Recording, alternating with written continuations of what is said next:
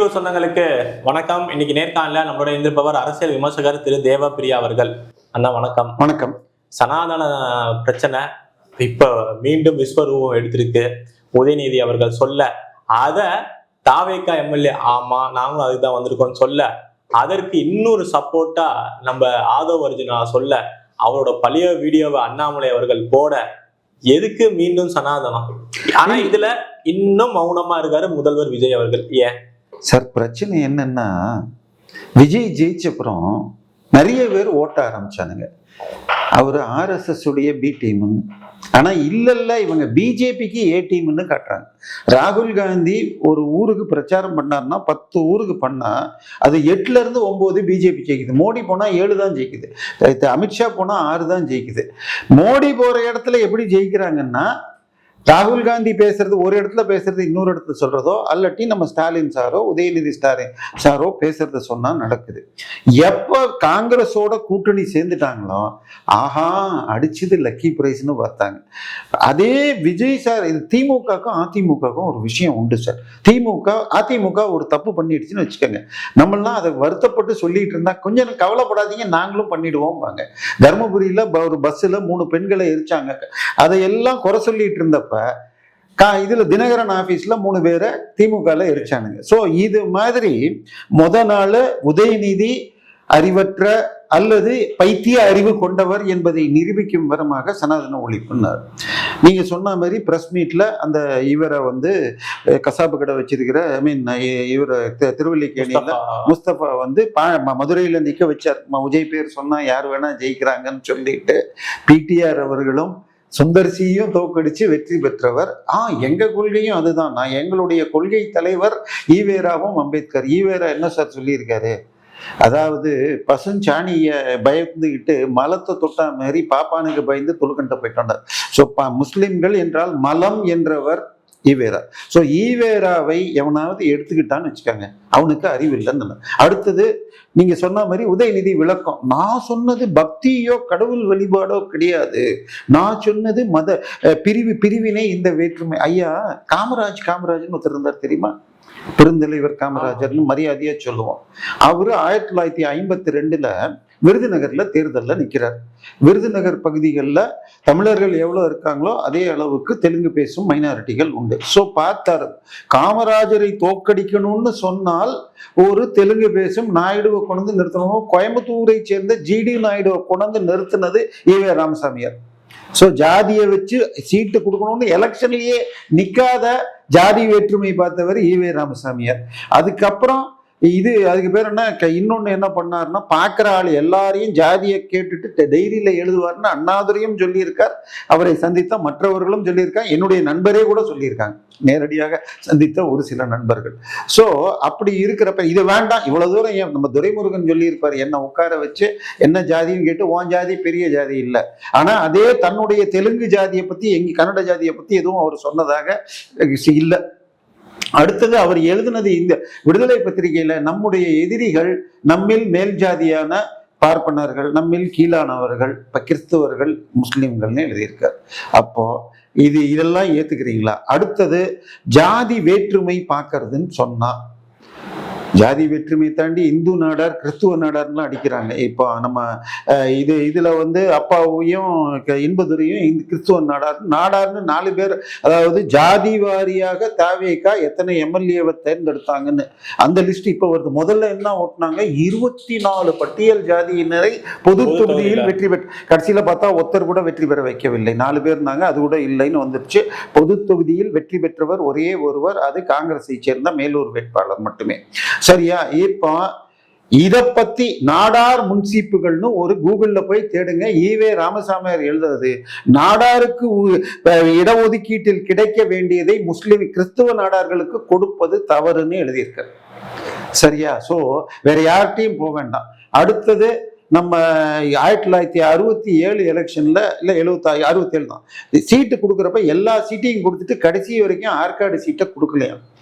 நாயுடுக்கள் அங்க அதிகம்னு சொல்லி என்ன நிக்க வச்சாருன்னு ஆற்காடி வீராசாமி கொடுத்த பேட்டி ஆன்லைன்ல இருக்குது. ஸோ ஜாதி வேறுபாடு பார்த்தது யாரு, ஈவே ராமசாமி. அண்ணாதுரை. அடுத்தது நம்ம வன்னி அரசு ஒன்று அழகா சொல்லியிருப்பார், நாங்க பேச்சுவார்த்தை நடத்தணும், சீட்டு கொடுக்குறப்ப பொது தொகுதிக்கு நீங்க ஆசைப்படலாமா அப்படின்னு கருணாநிதி கேட்டார்னு வந்துச்சு. அப்புறம் நம்ம துரைமுருகன் பையன்கிட்ட வேட்பாளர் தேர்வுக்கு 2019 தேர்தல் அப்போ உன் ஜாதி என்னன்னு இது ஸ்டாலின் கேட்டாராம். அதுக்கப்புறம் யாரோ ஒருத்தர் ஒசூர்ல இருந்து வந்தவரை நீ கவுடாவான்னு கேட்டாரு. அது ஆடியோ வீடியோவே இருக்கு. சோ ஜாதி பாக்குறது சரி, இதெல்லாம் விட்டுருங்க ஐயா. இல்ல, ஆனா ஆதரவு அவருக்கு சப்போர்ட் பண்றாரு உதயநிதி அவர்களுக்கு. இருங்க, நான் வரேன், இதுக்கு வந்துடுறேன், ஒரே நிமிஷம். ஜாதி பார்க்கறது தப்பா ரைட்டாங்கிறதுலாம் அந்த காலகட்டத்தில் இது இதன் அடிப்படையில், சுகாதாரம் அடிப்படையில், நமக்கு கொரோனா வந்தப்ப யாரும் கையை கொடுக்க கூடாது, உட்காந்து வணக்கம் சொல்லணும்னு சொல்லி நான் சொல்லல.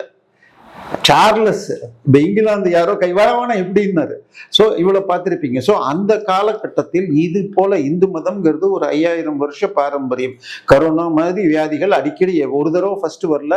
1920 ஸ்பானிஷ் ஃப்ளூன்னு சொல்லி இந்தியாவில் 2 கோடி பேர் இருந்தார்கள். திரு மோடி அவர்கள் 200 கோடி தடுப்பூசிகளை 100 கோடி பேருக்கு 2 தடவை போட்டதுனால 10 லட்சத்துக்கு இல்லை நம்ம அடக்கணும். ஸோ அந்த காலகட்டத்திலையும் இதே மாதிரி இது போடுறது எல்லா கட்டுப்பாடும். ஸோ இதுக்கெல்லாம் பண்றதுக்கு தான் பொது சேவையில் உள்ளவர்கள். இப்போ டாக்டர்ஸ் பார்த்தீங்கன்னா பேஷண்ட்டை பார்க்குறப்ப க்ளோவ் போட்டுப்பாங்க. அது மாதிரி பூசாரிகள் போன்றவர்கள் எல்லாரையும் தொடக்கூடாதுன்னு வந்தது, தீண்டாமையாக மாறியது. இன்னைக்கு அது சரின்னுலாம் யாரும் சொல்லலை. ஏன்னா இன்னைக்கு குழாய் இருக்கு, திறந்தா கையை கழுவிக்கலாம். ஆனா அன்னைக்கு சாமிக்கு கொண்டு, இன்னைக்கும் பல கோயில்ல வலு இல்லாம தான் இருக்கு ஒருவேளை இதுக்கு. ஸோ அதனால எதுக்கு ஏன் கொண்டு வந்தனும் இவ்வளவு வேணாங்க. இயேசு அவர்கள் ஒரு தன்னுடைய சீடர்களை போய் பிரச்சாரத்துக்கு அனுப்புறாருங்க. முதல் தடவையா பிரச்சாரத்துக்கு அனுப்புறாரு. உங்களுக்கு வேணும்னு சொன்னா மத்தேயு அதிகாரம் 10 1-15 வசனம். நீங்கள் யூதர்கள் புறஜாதிகள் யூதர் அல்லாத புறஜாதிகள் வாழும் ஊர்களுக்கு செல்ல வேண்டாம், சமாரியர்கள் பட்டணத்திற்குள் நுழைய வேண்டாம் அப்படிங்கிறார். அப்படின்னா யூதர்களில் இல்லாத ஊருக்கே போகக்கூடாது. சமாரியர்கள்ங்கிறது யூத 12 ஜாதியில ஒரு ஜாதி, அவங்க பட்டணத்துக்குள் நுழைய வேணான்னார். ஆனா அவர் வாழ்ந்த சீடரோடு 8 மாசம் தான் மொத்தமே இருந்தார்னு மார்க்கும் மத்தேயு லூக்கா சொல்லுது. அந்த 8 மாசத்துல யூதர் அல்லாதவர்களோடு பழகியதாக எங்கேயுமே மார்கலியோ மத்தேயுல இல்ல லூக்கால உள்ளவை இடைச்செருகல்கள் அப்படின்னு சொல்லுது. பட் மார்கில இருக்கிற ஒரு கதைங்க. அவர் அப்படி ஒரு ஊர்ல நடந்து போயிட்டு இருக்காரு. ஒரு பெண்மணி, அந்த பெண்மணியை பைபிள் சொல்வது கிரேக்க செரபேனிக்கியா பெண். அந்த பெண்ணுடைய குழந்தைக்கு உடம்பு சரியில்லை. சீடர்களோடு இவர் நடந்து போறார். அந்த அம்மா அப்படி பின்னாடி ஓடி வந்து கதறிக்கிட்டு அழுகுது, ஐயா என் குழந்தைய காப்பாத்துங்க, ஐயா என் குழந்தைய காட்டுங்க. இவர் கண்டுக்கல. சீடர்கள், ஐயா அந்த பொண்ணு அழுவுறது எங்களால தாங்க முடியல, ஏதாவது பண்ணுங்க. உடனே நான் காணாமல் போன ஆடுகளான யூதர்களுக்காக அனுப்பப்பட்டேனே தவிர மற்றவர்களுக்காக இல்லை அப்படின்னு இயேசு சொல்றார். ஆனா சரின்னு சீடர்கள் நடந்தோம். ஆனா அந்த பொண்ணு, ஏன்னா அவங்க குழந்தைக்கு உடம்பு சரியில்லை கதைப்படி. சோ அதனால அவங்க மீண்டும் அதே மாதிரி கதறிட்டோம்னு சீடர்கள் தாங்க முடியாம சொன்னா, வீட்டின் பிள்ளைகளுக்குரிய உணவை நாய்களுக்கு கொடுக்க முடியுமா அப்படின்னு இயேசு சொன்னார். இதுக்கு என்ன அர்த்தம்னா, வீட்டின் பிள்ளைகள் பிறப்பால் யூதர்கள், பிறப்பால் யூதர் அல்லாத மற்றவர்கள் எல்லோருமே நாய்கள் என்று இயேசு சொன்னதாக அர்த்தமாகிறது. சோ அப்ப அந்த பெண்ணு, ஏன்னா குழந்தை இப்படி இருந்தா அந்த பெண்ணு என்ன பதில் சொல்றா, வீட்டின் பிள்ளைகள் மேஜை மேல் உட்கார்ந்து சாப்பிட்டால் கீழே எச்சில் துணுக்குகள் விழுமே, அதை நாய் சாப்பிடுவது போல என் குழந்தையை காப்பாற்றும், இந்த பதிலின் நிமித்தம் உன் குழந்தை சொஸ்தமாகும் அப்படின்னு சொன்னதாக இது மார்கு அதிகாரம் 7 வருது. மார்கு கதை இயேசு 30 இறந்ததாக சொல்லப்படுது. எந்த வருஷம் பிறந்தார், எந்த வருஷம் இறந்தார் எதுவும் பைபிள்ல கிடையாது. இவர்களாக 3 வருஷம் 3.5 வருஷம்லாம் கதை விடுவாங்க. அவர் ஒரு 8 மாசத்துக்கு கீழே தான் சீடர்களோட இருந்தார். ரஃப்லி 30வது வருடம் இறந்தார். மார்கு கதை 70-80க்கு இடையே எழுதப்பட்டதில் இது 7ஆம் அதிகாரம். மார்கு கதையை அப்படியே ஏற்றுக்கொண்டு எழுதியதுதான் மத்தேயு லூக்கா. மத்தேயு இதே கதையை அப்படி எழுதி இன்னும் டீட்டெயில் கொஞ்சம் சேர்த்திருக்காரு. ஆனா லூக்கா இதை நீக்கிட்டார். இதை நீக்கினது ஏன்னு நான் சொன்னா தப்புங்க. ஏன்னா எனக்கு வரலாற்று பார்வை தான் இருக்கு, கிறிஸ்துவ பார்வை கிடையாது. ஆனால் தியாலஜிக்கல் பப்ளிகேஷன் ஆஃப் இந்தியான்னு சொல்லிட்டு இது பெங்களூர்ல மல்லேஸ்வரத்துல தர்மராம் தியாலஜிக்கல் கல்லூரியுடைய பப்ளிகேஷன். அவங்க companion to Bible, first volume old testament, second volume new testament. அதுல இந்த நியூ டெஸ்டமெண்ட் செகண்ட் வால்யூம்ல லூக்கா சுவிசேஷ கதாசிரியர் யூதர் அல்லாதவர். அவர் யூதர் அல்லாதவர்களை நாய் என இயேசு இழிவாக பேசியது சரியாக இல்லை என்று அந்த கதையை அப்படியே விட்டுவிட்டார். அப்படிங்கிறார். இதே இயேசு நமக்கு எல்லாம் ரொம்ப தெரியும்னு சொன்னா, இது அதுக்கு பேர் என்னது, சர்மன் ஆன் த மவுண்ட், மலை பிரசங்கம். அதுல அதுக்கு பேர் என்ன, புனிதமானவற்றை பன்றிகளுக்கு போடக்கூடாது. இதை ரஷ்ய வரலாற்று ஆசிரியர் என்ன சொல்வார்னா, இந்த இடத்துல முத்துக்களை பன்றிகளுக்குன்னு சொல்வார். ஸோ இந்த இடத்துல முத்துங்கிறது பைபிள் வசனங்கள் என்றும், பன்றிகள் என்றால் யூதர் அல்லாதவர்கள். ஸோ நாய் பன்னின்னு கேவலமா பேசினவர். 10,000க்கும் மேற்பட்ட பட்டியல் ஜாதியிலிருந்து மதம் மாறியவர்கள் தியாலஜி படிச்சுட்டு அவங்களுக்கு பாஸ்டர் வேலையோ இல்ல பாஸ்டர் கொடுத்தா பிஷப் வேலையோ கொடுக்காம ஏமாற்றப்படுகிறார்கள் என்று வழக்கு. இதை பத்தி என்னைக்காவது இவனுடைய ஆதவ் அர்ஜுனுடைய திருமணம் ஆர்சி சர்ச்சில் நடந்த போட்டோ வீடியோ இன்னைக்கு ஆன்லைன்ல இருக்கு. அவர் பிறப்பால் ஆதவ் அர்ஜுன் ரெட்டி தான். அவங்க அம்மா வரதட்சணை பிரச்சனைகளை தற்கொலை பண்ணதை வச்சுக்கிட்டு ஜாதி மேலன்னு ஒரு ஃபேக் வீடியோவையும் அவர் கொடுத்திருப்பாரு. ஏன்னா அவங்களுடைய பெரியம்மா தான் திலகவதி IPS. அவங்க என்னுடைய சகோதரி வரதட்சணை குடுமையால் கஷ்டப்பட்டு வருவாங்க, நான் டிரான்ஸ்ஃபர்ல போன அப்புறம் ஆறுதல் இல்லாம தற்கொலை பண்ணிக்கிட்டாங்க. ஸோ எவ்வளவு பொய் சொல்பவர்கள்ங்கிறது நமக்கு தெரிஞ்சிடும். ஸோ பைபிள்ல இதெல்லாம் 2000 வருஷத்துக்கு பழசுங்க. பட் இன்னைக்கும் தலித்துகள் உள்ள உடல்ல தனித்தனியாக கல்லறை கிறித்துவத்துல இருக்கு சார். சென்னை பக்கத்துல ஒரு ஊர் இருக்கு சார், நீங்க திருவாலங்கடன் கேள்விப்பட்டிருக்கீங்களா? திருவள்ளூர்ல இருந்து அரக்கோணம் போற வழியில இருக்கு. அந்த ஊர் பக்கத்துல ஒரு ஊர் இருக்குங்க, அதுக்கு பேரு ஹரிச்சந்திராபுரம்னு பேரு. அந்த ஊர்ல 2000 முஸ்லிம்கள் வசிக்கிறார்கள். அத்தனை முஸ்லிம்களும் ஒரே ஜாதி, சாணா பிடிக்கிறவங்க. அவங்களுக்கு இங்க, நான் திருவள்ளிக்கணியில் தான் முன்னாடி இருந்தேன், அங்க பக்கத்துல ஐஸ் ஹவுஸ் பக்கத்துல தான் பார்த்தா, இதுல ஜாம்பஜார்ல எல்லாம் முஸ்லிம்கள் இருக்கிற தெருவே இருக்கு, அங்க கூட வீடு தரமாட்டாங்களாம். ஸோ சாணா பிடிக்கிறவங்களுக்கு இங்க வீடு கிடைக்காம இங்க இருந்து 50 கிலோமீட்டர் அந்த பக்கம் இருக்கிற அந்த ஒரு ஊர்ல இருந்துகிட்டு இந்த பக்கம் மெட்ராஸ்க்கு வருவாங்களா, அந்த பக்கம் வேலூர் வரைக்கும் போய் தினம் அந்த தொழிலை பண்ணுவாங்களா. அதுல ஒரு 20% பேர் கையில மிஷினை தூக்கிட்டு வருவாங்களா, மீதி இங்க இருக்கிற தெரிஞ்சவர்கள் வீட்டுல வச்சுட்டு போறாங்களாம். இது நான் சொல்லல, கத்தி தீட்டும் மனிதர்கள்னு தமிழ் ஹிந்துல இருக்கு. ஸோ முஸ்லீம்ல அந்த அவங்களுக்கு பொண்ணு கொடுத்து பொண்ணு எடுக்க மாட்டாங்க, அது வேணாங்க. அவங்க இருக்கிறது உங்க இருக்கிற முஸ்லிம்கள் பெரும்பான்மையாக இருக்கிறவங்க முஸ்லிம் ஓனர் வீடு வாடகைக்கு தரதில்லை. எத்தனை லப்பையை நீங்கள் மௌலிகளாக இமாம்களாக போட்டிருக்கீங்க. இதுல அவங்களுக்குன்னு தனியா இருந்தா வேற விஷயம். இதெல்லாம் எல்லாராலையும் எனக்கும் தெரியுங்க. வேண்டாம், கேட்க வேண்டாம்னு பார்த்தால் இந்து மதத்தில் வேற்றுமை இருக்கு, அதைத்தான் சொன்னாங்க. இதுதான் என்னது, வேற்றுமையைத்தான். உதயநிதி அவர்கள் போன தடவை பேசுறப்பயே வெளில ஒரு பிரஸ் மீட்ல சொல்லியிருப்பாரு, நான் எல்லா மதத்திலும் இருக்க வேற்றுமையை தான் நான் சொல்றேன். என்னைக்காவது இதை கேட்டிருக்காரா? நான் கிறிஸ்துவன் என்று சொல்லிக் கொள்வதில் பெருமைப்படுகிறேன், என் மனைவி கிறிஸ்துவச்சின்னாரு. அவர் மனைவி பிஷப் ஞானமுத்தியுடைய பேத்தின்னு எனக்கு தெரியும். ஆனா கல்யாணம் இந்து முறையில் தான் நடந்துச்சு, அதுவும் எனக்கு தெரியும். இந்து சட்டப்படி ஒரு 2 இந்துக்கள் மட்டுமே கல்யாணம் பண்ணிக்க முடியும். முஸ்லிம் சட்டப்படி 2 முஸ்லிம்கள் தான் பண்ணிக்கலாம். இருவேறு மதங்கள் சேர்ந்து பண்ணால் அது ஸ்பெஷல் ஆக்ட்ல தான் பண்ண முடியும். இவங்க என்ன பண்ணாங்கன்னு பார்க்கணும். இன்னும் சொல்ல போனால் திரு ஈவேராவுடைய பைத்திய அறிவு திருமணம் என்று சொல்லப்படுவது செஞ்சா அதை இந்து ஆக்ட்ல தான் ரெகுலரைஸ் பண்ணியிருக்காங்க. சரியா? கிறிஸ்டியன்ல மாத்திரம் சர்ச்சில் ஒரு இந்து ஒரு கிறிஸ்டியனை பண்ணலாம்னு இருக்கு. ஆனா இவங்க சர்ச்சில் பண்ணல. இப்ப என்னைக்காவது ஒரு தடவை சர்ச்சில் இந்த பிரச்சனையை பேசியிருக்கியா? இவராக இருக்கட்டும் அவங்களாக இருக்கட்டும், சர்ச்சு சொத்து கொள்ளைய பேச வேணாம் சார். 10,000 தலித்துகள் பட்டியல் ஜாதியிலிருந்து மதம், அந்த வார்த்தை யூஸ் பண்ணக்கூடாதுன்னு பார்ப்பேன், பட்டியல் ஜாதியிலிருந்து மதம் மாறியவர்களுக்கு பிஷப் வேலை கொடுக்கல. இன்னைக்கு இல்ல, இது 20 வருஷமா எங்கிட்ட எத்தனை பேப்பர் கட்டிங் இருக்கு என்னுடைய சேவிங்ஸ்ல பார்த்தா. இந்த பேட்டி இது தினத்தந்தியில இன்னைக்கு இருக்க மேத்யூஸ்ங்கிறவர் இருக்கு. சர்ச்சு கொள்ளைகளை விட்டுருங்க. 5,000 கோடி ரூபாய் சொத்து இதுல இருந்து கொள்ளையடிச்சிருக்குன்னு தேவசகாயம் போட்ட வழக்குல CBIக்கு போகணுங்கிறதுக்கு ஸ்டே வாங்கியிருக்கு. அந்த ஸ்டேயை உடைக்கல. கிறிஸ்துவ சொத்துக்கள் கொள்ளையடிக்கப்படுகின்றன, அவற்றை தடுப்பதற்கு கிறிஸ்துவ அறநிலையத்துறை அமைக்கணும்னு 4 தீர்ப்பு வந்திருக்கு. என்ன பண்ணிருக்கீங்க? வேண்டுமென்றே தமிழர்களுடைய மத நம்பிக்கையை அழிப்பது என்ற ஒரே அந்நிய மத கோட்பாட்டின் கொத்தடிமைத்தனம் தான் திராவிடம், தமிழ் தேசியம். தமிழா பாண்டியன்ற போன வாரம் ஒரு பேட்டி பார்த்தேன். 200 கோடிக்கு கம்மியாக சொத்து சேர்த்த 2ஆம் கட்ட திராவிட தமிழ் தேசிய தலைவர்களே எனக்கு தெரியாதுங்கிறார். அவர் கொஞ்சம் மிகைப்படுத்தி சொல்பவர்னாலும் எல்லோரும் அப்படி சம்பாதிக்கிறாங்கன்னு புரிஞ்சுக்கலாம். சோ தமிழ் தேசியம்ங்கிற பேரா இருக்கட்டும், திராவிடமா இருக்கட்டும், தலித்தியமா இருக்கட்டும், இது எல்லாமே கிறிஸ்துவ மதத்தின் கொத்தடிமைகளாக இருக்கிறது. சார், பட்டியல் ஜாதிக்குன்னு ரிசர்வ் பண்ண தொகுதியில எப்படி வன்னியரசு நிக்கலாம்? அவங்க அப்பாவுக்கு எந்த முறையில் அவர் பண்ணாரு? எனக்கு இந்து சர்டிபிகேட்டை வச்சுக்கிட்டு கிறிஸ்துவராக பிராக்டிஸ் பண்றது அம்பேத்கர் சட்டத்திற்கு மோசடி அப்படின்னு உச்ச நீதிமன்ற தீர்ப்பு இருக்கு. சரியா? ஸோ இவருடைய அப்பா இதை எப்படி பண்ணாரு, அவருடைய மனைவி பெயர் கிறிஸ்துவ பெயரா தான் இருக்கு. எழில் கேத்தரின், எழில் கேரோலின், ஒருத்தர் விசிகா சீட்ல, ஒருத்தர் தாவேகா சீட்ல. இது வால்பாறை தொகுதியில நின்ற எல்லாருமே தாவேகா, அதிமுக, திமுக, சுயேட்சைகள் உட்பட ஒருவர் கூட பட்டியல் ஜாதியை சேர்ந்தவர்ல, ஆனா ரிசர்வ் தொகுதி. ஸோ எஸ்சி சர்டிபிகேட்டை வச்சுக்கிட்டு இப்படி ஏமாத்திட்டு இருக்காங்க. ஸோ உடனே எங்களுக்கு அது இப்போ உடன்பாடு இல்லை. இன்னும் சொல்ல போனால் போன வாரம் ஒரு அட்வர்டைஸ்மெண்ட்டு இது ஸ்காலர்ஷிப்புக்கு ஆதி திராவிட கிறிஸ்தவர்கள் மதம் மாறி அப்ளை பண்ணலாம். ஆதி திராவிட கிறிஸ்தவர்னு ஒன்று கிடையவே கிடையாது. So Hindu, I mean, those who are not practicing, I mean, Hinduism, Sikhism, Bauddhism, Jainism, இவங்க எல்லாம் தான் மற்றவர்கள்.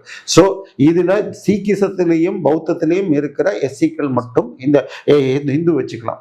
ஸோ இப்படி இருக்கிற திட்டமிட்டு இவை செய்யப்படுகிறது. ஸோ வேற்றுமைகள், பிரச்சனைகள், மற்ற உங்க மதத்துல எத்தனை தடவை சார் ஆதரவு கேட்டிருக்கீங்க, அதை சொல்லுங்க. அடுத்தது பதவி ஏற்கிறப்ப திரு விஜய் அவர்கள் பதவி ஏற்றப்ப அவரை நார்மலாக ஓத் ஆஃப் செரிமனியை பார்த்து படிக்கணும், ஏன்னா எதுவும் மிஸ் பண்ணக்கூடாதுன்னு. கவர்னர் அவர் சொன்னாலும் கேட்காம சரி நல்ல மனப்பாடம் பண்ணிட்டார், அவரும் விட்டார். அவர் அப்படி சாதாரண குரல்ல சொல்லிவிட்டு ஆண்டவன் மீது உறுதி எடுக்கிறேன் அப்படின்னு அப்படி ஒரு, அதாவது பார்க்கிற மக்களுக்கு அந்த எஃபெக்ட் வரணும், தனக்கு அந்த உறுதி இருக்குன்னார். ஆனா சட்டசபையில பதவி எடுக்கிறப்ப உளமாறன்னு மாத்திட்டார். ஏன் ஆண்டவன் போயிட்டாரா, இல்ல திமுக திட்டுன்னு பயந்துட்டாரா? அதே நேரத்துல கையில சிவப்பு கயிறு மேல அரகஜாவோ ஏதோ ஒன்று, இது வரைக்கும் நான் கேள்விப்பட்டதே இல்லை. ஜோசியர் சொல்றதுதான் வைக்கிறாரு, உங்க நம்பிக்கை உங்களுக்கு. ஸோ அந்த ஜோசியரையே கொண்டு வந்து திருப்பி ஓஎஸ்டின்னு போட்டீங்க, திரும்ப பெற்றாரு. இல்ல பிரச்சனை, அவர் ஓஎஸ்டியா யாரை வேணா போடலாம் சட்டப்படி. பட் அவர் ஏற்கனவே தன் முதல் மனைவியை கொன்றவர், பல நூறு கோடிகளை சசிகலாவிடமிருந்து எடுத்து வழக்குகள், அவர் இவர் மேல வழக்கு, இவர் அவர் மேல வழக்குகள் இருக்குன்னு பழைய பேப்பர் கட்டிங் எல்லாம் இப்ப திருப்பி சுத்திட்டு இருக்கு. ஸோ வெற்றிவேல் என நம்ம திருப்பூர் பக்கத்துல ஊத்துக்குழியில இது கிளி ஜோசியத்துல ஆரம்பித்தவர் சசிகலாவிற்கு பயந்து டெல்லியில போய் பல வருடங்கள் தங்கிட்டு திருப்பி வந்து இப்ப விஜயோடு இருக்கிறார். அதனால அவர் சொல்றதெல்லாம் கேட்டீங்கன்னா, அப்கோர்ஸ் சின்ன சின்ன கிளிப் தான் பார்த்தேன் ஃபுல்லா. இது கேன்சர் வரும்னே பயப்படவானா, நான் சொல்றேன் இந்த மந்திரத்தை சொல்லலாம் இல்ல. பட் இதெல்லாம் வந்து அவர் முழு வீடியோ பார்க்கணும் அவர் தான். பட் நான் பார்த்தது சின்னதுதான். பட் அது ஜோசியர்கள் எல்லாருமே அப்படித்தான். அதே மாதிரி அதே ஆதரவு அந்த பேட்டியில இன்னொன்னு சொல்றாரு, நாங்க முன்னாள் முதல்வர்கள் மேல, அமைச்சர் அவர்கள் மேல எல்லாம் பழி நடவடிக்கை எல்லாம் எடுக்க மாட்டோம், எதுலையுமே நாங்க தலையிட மாட்டோம் அப்படின்னு. பட் நம்ம இவர் மாற்றுங்கிறதுக்கே என்ன காரணம்னா, முன்னாள் அமைச்சர்கள் மேல ஊழல் வழக்கு இருக்கே, அதெல்லாம் கையில எடுப்பாங்களா மாட்டாங்களா? இல்ல அப்புறம் எதுக்கு நீங்க வரணும்? ஏன்னா உதயநிதி அன்னைக்கு பேசுறப்பே ஒண்ணு சொன்னா, நாங்க கொண்டு வந்த நலத்திட்டங்களை விடக்கூடாது. இவரும் உடனே ஓ ஆமாம் நாம் இதையும் விட மாட்டேன் சார், அதுல பாதி ஊழல் பாதி பொய்யா இருக்கு, அதை மாத்தணுங்கிறதுக்கு தான் உங்களை கொண்டாந்து இருக்காங்க. அந்த திட்டம் நல்ல நிஜமாவே நல்ல திட்டமா இருந்தா உங்களை எங்க கொண்டு வர போறாங்க? நீங்க தீய சக்தி ஊழல் சக்தின்னு சொல்லிட்டு அது மாத்திரம் இல்ல, நேற்றுக்கு வில்லிவாக்கத்துல பேட்டி கொடுக்குறப்ப ஆதவ் என்ன சொல்லியிருக்காரு, வில்லிவாக்கம் ஏரியை விரிவாக்க திட்டத்தில் பாதிக்கப்படும் மக்களை அங்க வீட்டை அகற்ற வேண்டாம், அதாவது சட்டவிரோதமாக ஆக்கிரமித்த உள்ளவர்கள் வீடுகளை அகற்ற வேண்டாம். அப்ப நீங்க எதுக்கு அப்புறம் நீங்க கோர்ட்டு தீர்ப்பை மதிக்க மாட்டீங்களா? கோர்ட்டு என்ன சொல்லி இருக்குன்னால், தாஜ்மஹாலாக இருந்தாலும் நீர்நிலையில் இருந்தால் அகற்றலாம் அப்படின்னு இருக்கு.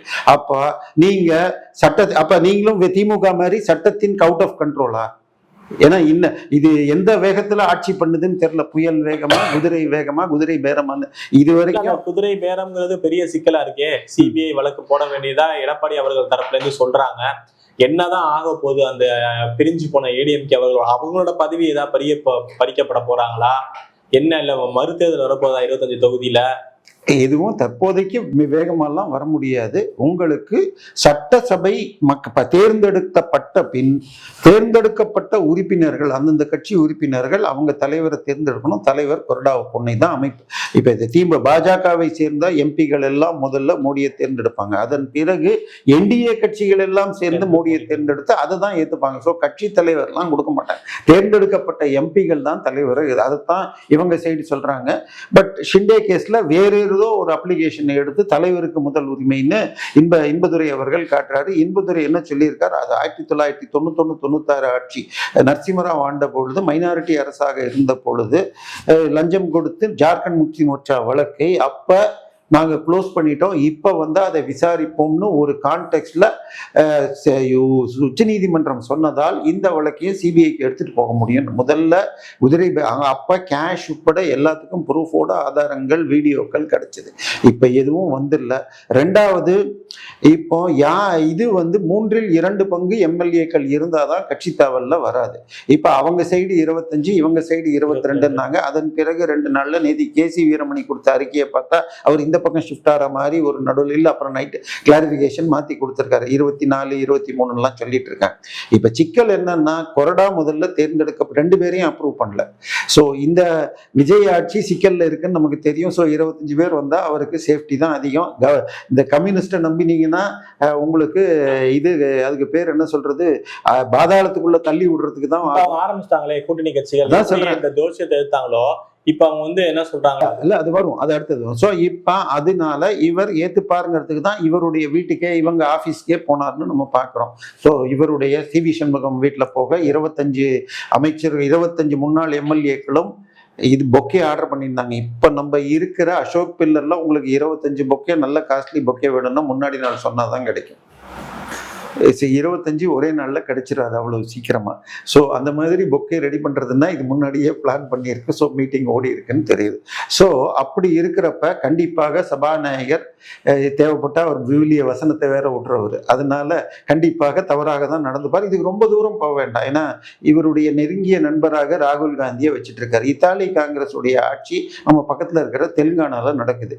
எப்ப தேர்தல், டிசம்பர் மாதம் 2023 தேர்தல் நடந்தது. அதுல ரொம்ப கம்மி மெஜாரிட்டியில தெலுங்கானா காங்கிரஸ் ஜெயிச்சது. உடனே ரேவந்த் ரெட்டி அங்கிருந்து 2 பேர் 3 பேர்னு ஒரு 15 பேரை இழுத்திருக்கார். அதை எதிர்த்து வழக்கு இப்ப நம்ம 26 மே மாதம் வரை இழுத்துக்கிட்டு இருக்கு. 2.5 வருஷம் முடிஞ்சாச்சு. ஸோ வழக்கு தான் போயிட்டு இருக்குமே தவிர ஒன்றும் பெரிய மாற்றம் வராது. முதல்ல 90 நாள் ஸ்பீக்கருக்கு பவர் உண்டு. அதை எதிர்த்து அப்பீல் அங்கேயே 45 ஸ்பீக்கர் பேர்ல இப்போ ஒரு அரசு இதுல பார்த்துருப்போம், வெளியில இன்னும் அப்பாவு பேர் போட்டிருக்காங்களே. இல்ல அது மாற்றங்கள் கொஞ்சம் மெதுவா இருக்கும்னு வச்சுக்காங்க. இவங்க முன்னாடி ஒரு லெட்டர் எடுத்து அனுப்பலையா, ஓய்வு பெற்று மணிப்பூருக்கு கவர்னரா இருக்கிற ஹோம் செக்ரட்டரிக்கு இப்போ அட்ரஸ் பண்ணாங்க. அந்த அளவுக்கு தான் இவங்க அறிவு இருக்கிறது. ஸோ அது இப்போ காப்பி பேஸ்ட் தான். இன்னொரு ப்ராப்ளம், அந்த பிரிண்ட் அவுட் எடுக்கிற ஆளு காப்பி பேஸ்ட் பழசு எடுத்து போடுற பழக்கம் இருக்கு. இல்லை இவங்களுக்கே இவங்க தொடருவாங்கன்னு நம்பிக்கை இல்லையான்னு அடுத்த பயம் வருகிறது. பட் இப்போ இருக்கிற மெஜாரிட்டி அந்த இது முடிஞ்சு போச்சு. இல்லை அது ஒரு சின்ன தவறுன்னு கடந்து போயிடலாம். பட் பிரச்சனை என்னன்னா, தமிழர் ஒற்றுமை அப்படிங்கிறது இல்லாம இதை தாண்டி இன்னொன்னு பார்த்தா, இந்த தேர்தல் 4ஆம் தேதி ரிசல்ட் வருது. 5ஆம் தேதி அன்னைக்கு குமாரபாளையத்துல தாவேகா ஜெயிச்சிட்டு உள்ளூர் முன்னாள் அமைச்சர் தங்கமணி தோத்துட்டாருன்னு ஒண்ணு டாஸ்மாக் கடையெல்லாம் போய் அங்க இருந்த பாரத் தட்டி நீங்கெல்லாம் வெளில போங்க, இனிமே நாங்க நடத்துவோம்னு அன்னைக்கே எடுத்துக்கிட்டாங்க. 5ஆம் தேதியே. நேத்தைக்கு மதுரையில போய் எல்லா ரேஷன் கடையிலையும் டாஸ்மாக்லயும் இனிமே மாமூல் எங்களுக்கு வரணும், அவங்க ஆளுங்கட்சி இல்லைன்னு இருக்காங்க. ஸோ இதெல்லாம் வீடியோ போட்டோக்களோட பத்திரிகையில வருதுன்னு சொன்னால் திராவிட மாடல் அப்படி நடந்தா உடனே நடவடிக்கை எடுத்துருவேன் இருக்காரு முதல்வர் விஜய். திராவிட மாடல் 2.0 நடக்கு சார். அவரும் நான் சர்வாதிகாரி போல நடந்துப்பேன். அவங்க என்ன பண்ணாங்க, 2 கேஸ் சொன்னா போதும். வேலூர்ல இது பஞ்சாயத்து யூனியன் தலைவருடைய மகன் வந்து இது எங்க குழந்தைகள் பால்வாடியில கேக்க வச்சு வெட்டி தண்ணி பார்ட்டி நடத்தினா அதுக்கு போட்ட எஃப்ஐஆருக்கு 10 ரூபா ஃபைன் வருமா இவங்க போட்ட கண்டிஷன்ஸ்க்கு. அதுக்கப்புறம் நம்ம திராவிட செயல் தெய்வ செயல், எனக்கு அந்த பேர் தான் வருது, தெய்வ செயல்னு ஒரு ஆளு அரக்கோணத்தை சேர்ந்தவன். அவன் முதல் ஒய்ஃப் கல்யாணம் ஆகி டைவர்ஸ் இன்னும் முழுமையாக வழங்கப்படாத நிலையில் அதே மாதிரி ஒரு மாணவி, ஒரு திருமணமாய் முஸ்லிம் மாணவி டைவர்ஸ் பெண்டிங் இருக்கிற ஸ்டேஜ்ல 2 பேரும் இணைகிறார்கள். 2ஆம் திருமணம், பட் அபிஷியலாக முடியாத சட்டப்படி. அந்த நிலைமையில அவளை கொண்டு போய் திராவிட அமைச்சர்களின் பிஏக்கள்கிட்டெல்லாம் போய் இன்ட்ரடியூஸ் பண்றான். எதுக்குன்னு நீங்களே புரிஞ்சுக்கோங்க. இது ஏதோ சிக்கல்னு புரிஞ்சு என்னன்னு சண்டை போட்டு வீட்டுல வாங்கின அடியில ஹாஸ்பிட்டல்ல சேர்த்தா அங்க 3வது ஒண்ணு இருக்குன்னு தெரியுது. ஸோ மனைவி, இணைவி, துணைவி, அது கீழே வரைக்கும் திராவிட செயல்ல போகுது. இதை எதிர்த்து அந்த பெண்மணி கம்ப்ளைண்ட் ஆன்லைன்ல கொடுத்த கம்ப்ளைண்ட், ஸ்டேஷன்ல கொடுத்த கம்ப்ளைண்ட் அத்தனையும் திமுக இளைஞரணி ஐடி விங்க அப்லோடு பண்றாங்க. ஆனா இதுல வரல, எங்க எஃப்ஐஆர் போடல. போலீஸ் கொடுத்தது எப்படி இங்க வருது? சோ இதுதான் திமுக நடந்து கொண்ட விதம். நான் சர்வாதிகாரி, ஒரு தவறை அனுமதிக்க மாட்டேன் என்று சொன்ன ஸ்டாலின். சோ திருச்சி கிழக்கில் அவர் நிக்க போறதா செய்தி வருது. இல்ல திருச்சி கிழக்கில் நின்னால் அவர் படுதோல்வி அடைவார். 2 பேச்சுக்கள் ஓடுகிறது. ஒண்ணு, துறைமுகத்தை ராஜினாமா செஞ்ச, ஏன்னா துறைமுகம் 91லும் திமுக வெற்றி பெற்றது. பட் 2011 தோத்தாங்க. பட் 91ல ராஜீவ்காந்தி மரணத்தின் போதும் சென்னையில 2 சீட் வெற்றி பெற்றதில் ஒன்று இது, இரண்டாவது எழும்பூர். சரியா? அதனால இது ஒரு சேஃப் சீட்டுங்க. அதுலயும் 12,000 ஓட்டுல சேகர் பாபு ஜெயிச்சதால் சேகர் பாபுவை காலி பண்ணலான்னு போகுது. பட் அது கூட ரிஸ்க் தான் என்று சொல்லப்பட திருவாரூர் சேஃபா இருக்கும். பூண்டி கலைவாணனுக்கு பதில் மீண்டும் எம்எல்ஏ ஆகிறது உறுதியா இருக்கு. இல்ல சார், உதயநிதியா அங்க உதயநிதியால் எந்த அளவுக்கு சமாளிக்க முடியும்னு தெரியல. அன்னைக்கு அவர் செய்ததில் பத்திரிகைகளை வச்சு அவர் ரொம்ப நல்லா பேசினார், சூப்பரா பேசினார்னால, ஆனாலும் வாயை விட்டு சனாதனம்னு இழுத்து இன்னைக்கு இனிமேல் இண்டி கூட்டணியில் எந்த கட்சியும் திமுக சேர்த்து கொள்ளாது என்ற நிலைமைக்கு வந்துருச்சு. ஒண்ணு விஜயும் விஜய் கட்சியை சேர்ந்த முஸ்தபாவும் ஆதவ அர்ஜுனாவும் இன்னும் கொஞ்சம் லைஃப் லைன் கொடுத்துருக்கான். ஸோ இப்போதைக்கு கண்டிப்பாக, அதாவது சட்டம் என்ன சொல்லுதுன்னா, அலகாபாத் உயர் நீதிமன்றம் பிப்ரவரி மாசம் ஒரு தீர்ப்பை கொடுத்திருக்கு. என்னுடைய மதம் மட்டுமே உண்மை, என்னுடைய கடவுள் உண்மை கடவுள்னு சொல்றதே கூட மற்ற மதங்களை இழிவு செய்வதுன்னு சொல்லியிருக்கு. அப்ப அல்லாஹ் அக்பரே சொல்லலாமான்னு எனக்கு தெரியல. இன்னொரு அதே ஒரு ஜட்ஜ்மெண்ட் நீங்க பாத்துறீங்களான்னு தெரியல. மத்திய பிரதேசத்துல ஒரு இதுவரையும் வேறு மதத்தின அந்த இடம் இப்ப இந்துக்களுக்கு சொந்தம் அப்படின்னு சொல்லிட்டு ஒரு தீர்ப்பு வந்திருக்கு.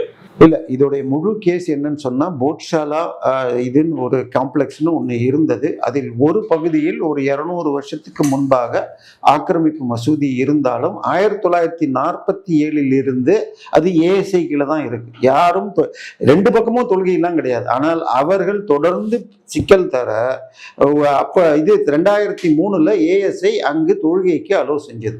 இதை எதிர்த்து இந்துக்கள் குரல் கொடுத்து, அப்ப இங்க சரஸ்வதி கோயில் இருந்ததற்கு பல ஆதாரங்கள் இருக்கு. சரஸ்வதி சிலை உடைத்து ஆக்கிரமிப்பாளர்களால் நீக்கப்பட்டிருக்கு. மற்ற சின்ன சின்னதிகள் 1-2 தூண்கள், சிலைகள் இதெல்லாமே இருக்கு. அப்படி இருக்கிறப்ப இதுல எங்களுக்கு வழிபாடு இல்லையே, எங்களுக்கு வழி கொடுங்கள்னு கேட்டதை ஏஎஸ்ஐ டீட்டெயில்டா அனலைஸ் பண்ணி கொடுத்த ரிப்போர்ட்டின் அடிப்படையில் மத்திய பிரதேஷ் ஹைகோர்ட் அங்கு சரஸ்வதி சிலையை வைத்து வழிபடலாம்னு வருது.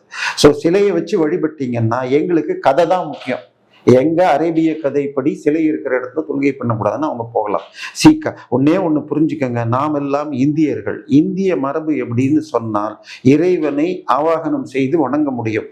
இதை திருவள்ளுவர் கோளில் புரியில் பயமிலவே என் குணத்தான் தாளை வணங்கா தலை. உங்க தலையில என்ன இருக்கு? கண்ணு, காது, மூக்கு, வாய், இதோட உடம்பு, தொடு உணர்ச்சி. இந்த 5 வச்சு தான் ஒரு பொருள் என்னன்னு தெரிஞ்சுக்கிறோம். நல்லது கெட்டது, இது மேக்னெட்டு, இது செல்போனு அப்படின்னு தெரிஞ்சுக்கிறதுக்கு இதெல்லாம் வேலை செய்யுது.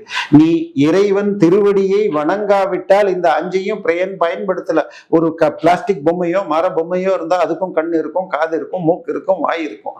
சோ அது மாதிரி நீங்கிறார் திருவள்ளுவர். சோ சரி, உடனே இது நீ எக்ஸாகரேட் பண்றேன்னு யாராவது சொன்னீங்கன்னு சொன்னால், திருவள்ளுவர் மழை இல்லாம போனா நாட்டுக்கு என்ன நடக்கும்னு சொன்னப்ப தானமும் தவமும் இல்லாது போகுங்கிறார். தானம் என்றால் இல்வாழ்க்கை வாழ்பவர்கள் கொடுப்பது, தவம் என்பது துறவிகள் செய்வது. இதுக்கு அடுத்த குறள்ல சிறப்புடனே பூஜனை செய்யாதுங்கிறார். சிறப்புடனே பூஜனைனா என்ன அர்த்தம்னா, நித்திய நைமித்திய பூஜைகள். நித்தியம்னா அன்றாடம் செய்ய வேண்டிய பூஜைகள். அதே அமாவாசை அல்லது இது பொங்கல் இதுன்னு சொன்னா இன்னும் சில பூஜைகள் செய்வோம். இவை ரெகுலராக நடந்தால்தான் ஒரு நல்ல நாடு என்பதை திருவள்ளுவர் இழப்போம் என்று சொல்வதில் காட்டுறாருன்னா அவர் எப்படி பார்த்தாருன்னு இருக்கு.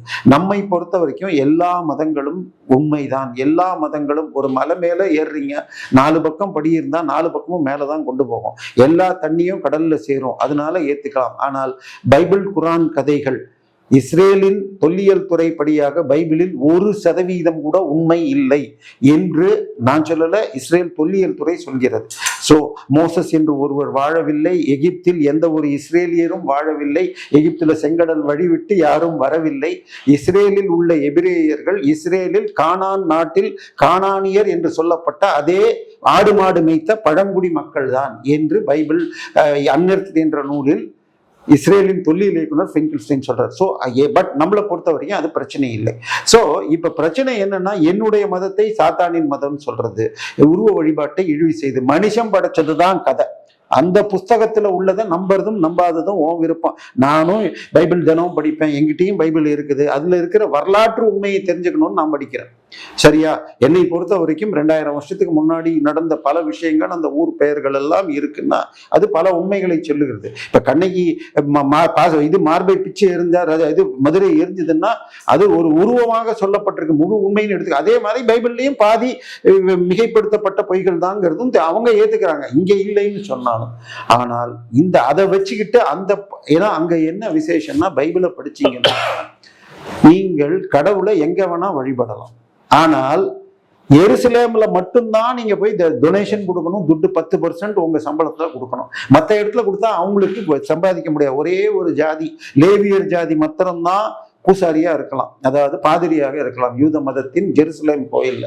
அவங்களுக்கு வருமானம் போயிடக்கூடாதுங்கிறதுனால உருவ வழிபாட்டை எதிர்த்து பல நூறு வசனங்கள் இருக்கிறது. சார், உருவ வழிபாடுங்கிறது நீ என்றைக்கு உருவமாக இருக்கிறாயோ அப்ப இன்னொன்றையும் உருவத்தான் படுத்த முடியும். எதுக்கு அப்ப பச்சை கலர், எதுக்கு கொடி? இன்னும் சொல்ல போனால் பைபிளேட்டரிங்கிற வார்த்தையை போட்டு பாருங்க கூகுள்ல, கிழிஞ்சு போன பைபிளை கூட புதைச்சி வைக்கணுமா பத்திரமா. இப்போ குரானுக்கும் அதே மாதிரி இருக்குன்னு சட்டங்கள் அவங்க வெப்சைட்ல இருக்கிறது வேணாலும் நான் எடுத்து தரேன். தயவு செய்து எல்லா மதங்களையும் ஒண்ணு பாருங்க.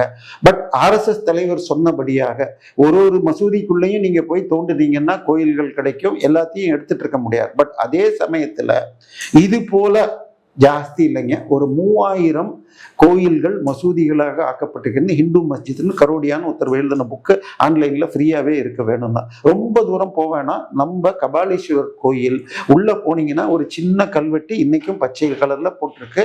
இந்த கோயில் தற்போது இங்கே உள்ளது, 16ஆம் நூற்றாண்டு வரை கடற்கரையில் இருந்தது, போர்ச்சுகீசியரால் ஆக்கிரமிக்கப்பட்டு இங்கே வந்துள்ளது அப்படின்னு இருக்கு.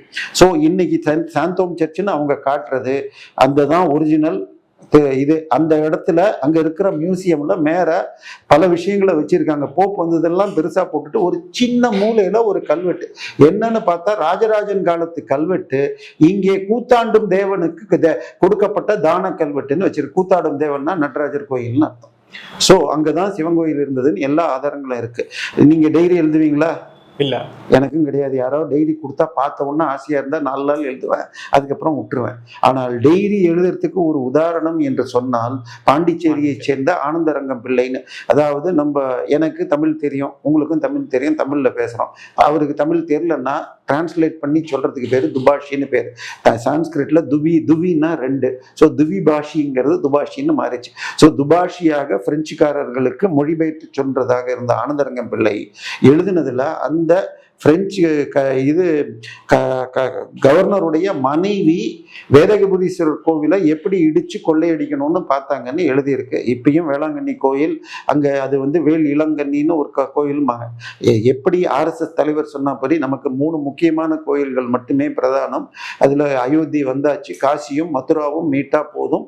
பட் சும்மா வரக்கூடாது. ஏன்னா போன வாரம் ராஜஸ்தான்ல ஆக்ரா தர்கா இருப்பது கோயிலான்னு பார்க்கணும்னு ஒரு தீர்ப்பு வந்த உடனே முஸ்லிம்கள் 1992 நரசிம்மராவ் ஒரு சட்டம் கொண்டு வந்தார். அதாவது 1947 எப்படி வழிபாடு இருந்ததோ அது ஒரு சட்டம் தாங்க. ஒரு பார்லிமெண்ட் பாஸ் பண்ணா இன்னொரு பார்லிமெண்ட் மாத்தலாம், அது வேற விஷயம். ஆனா முதல்ல ஏத்துக்கங்க, இந்து மதம் உண்மையானது, உங்கள் வழி உங்களுக்கு, எங்கள் வழி எங்களுக்கு. மதம் மாற்றுவது என்பது மிருகத்தனமானது. ஏன்னா பைபிள் என்ன சொல்லுதுன்னால், மனிதனின் உடல் என்பது இறைவனின் கர்ப்ப கிரகம்ங்கிறது. என்னுடைய வார்த்தை இல்லை, வேணா வசனம் எண்ணு கூட தர முடியும்.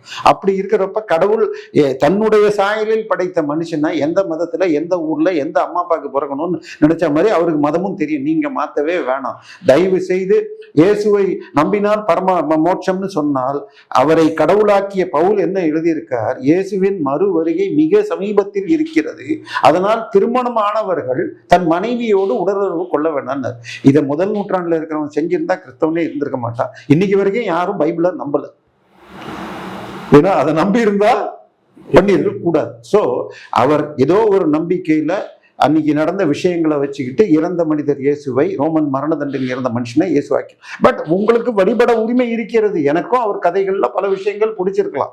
ஆனால் மற்ற மதங்களை இழிவு செய்தும் இப்ப உட்கார்ந்து என்னது இது நம்ம விளக்கு ஏத்துறத திருப்பரங்குன்றத்துல தடுத்தாங்க. 3 பேர் போய் மேல ஏத்துறோம்.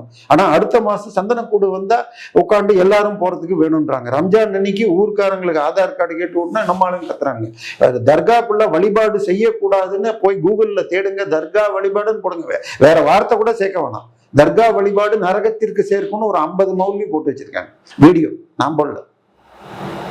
சோ ஆனா இந்துக்கள் வழிபடுற இடத்துல இருந்தா அதுக்குள்ள வேணும்னே வம்பு பண்ணணும்னு பிரிவினைவாதிகள் தூண்டுறாங்க. அதுக்கு போகாம இருக்கணும் சார். முதல் நாள் வந்தே மாதரம் பாடினத்துக்கு ஆதவர்ஜன் கொடுத்த ரிப்ளையும் தப்பு. ஐயா, நாங்க பதவி ஏற்ற பொழுதே இந்திய அரசியலமைப்பின் பால் முழு உறுதி ஏற்றுக்கொண்டுன்னு சொன்னா அந்த அரசியலமைப்பு சட்டத்துல முதலில் தேசிய கீதம், பிரதமர், ஜனாதிபதி, கவர்னர் கலந்து கொள்ளும் நிகழ்ச்சிகளில் முதலில் தேசிய கீதம், அதற்கு பிறகு இதுன்னு இருந்துச்சு.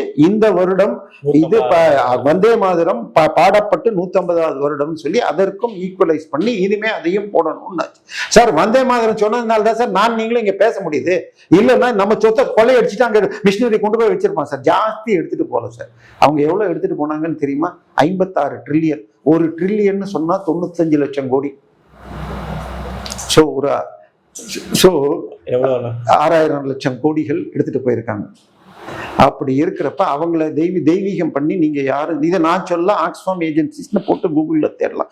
20 கோடி பேரை மோசமான ஆட்சியால், செயற்கை பஞ்சத்தால் கொலை பண்ணியிருக்காங்க. மிஷினரி ஆட்சி. உடனே மிஷினரி சொல்லாதீங்க, ஆங்கிலேய ஆட்சிம்பாங்க.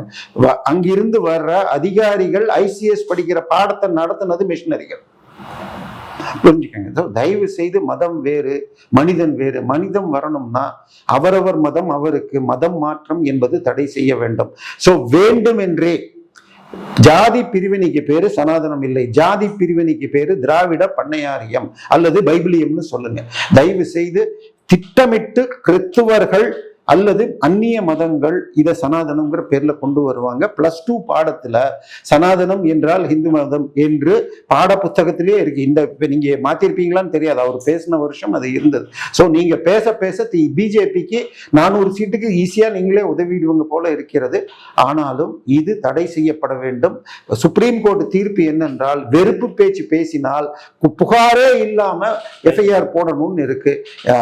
போன முறை பேசிய பொழுது இந்த முறை சேஃபாக சட்டசபைக்குள்ள பேசினார். பட் ஆதவ் அர்ஜுனாவும் முஸ்தபா மேல போட்டு மன்னிப்பு அட்லீஸ்ட் பெறப்பட வேண்டும்.